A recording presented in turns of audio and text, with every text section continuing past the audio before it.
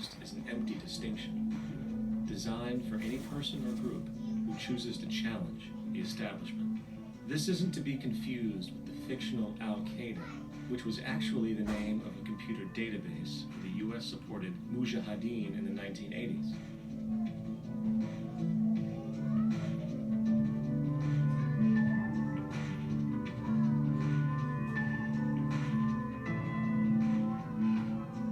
In 2007, the Department of Defense received $161.8 billion for the so-called global war on terrorism. According to the National Counterterrorism Center, in 2004, roughly 2,000 people were killed internationally due to supposed terrorist acts. Of that number, 70 were American. Using this number as a general average, which is extremely generous, it is interesting to note that twice as many people die from peanut allergies a year than from terrorist acts. Concurrently, the leading cause of death in America is coronary heart disease, killing roughly 450,000 each year. And in 2007, the government's allocation of funds for research on this issue was about $3 billion.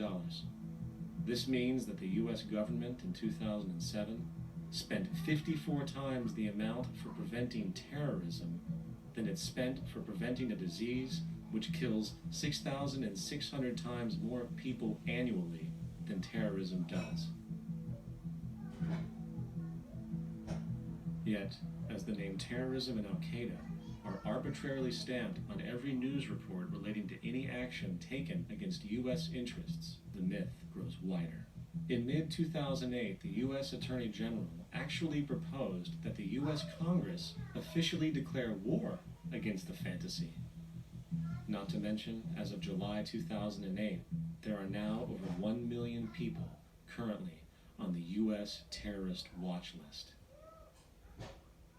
These so-called counterterrorism measures, of course, have nothing to do with social protection, and everything to do with preserving the establishment amongst the growing anti-American sentiment both domestically and internationally, which is legitimately founded on the greed-based corporate empire expansion that is exploiting the world.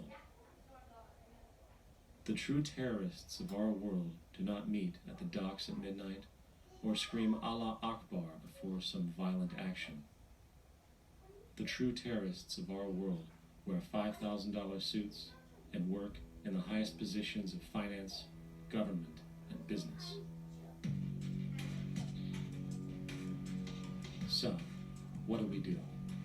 How do we stop a system of greed and corruption that has so much power and momentum? How do we stop this aberrant group behavior which feels no compassion for, say, the millions slaughtered in Iraq and Afghanistan, so the corporatocracy can control energy resources and opium production for Wall Street profit?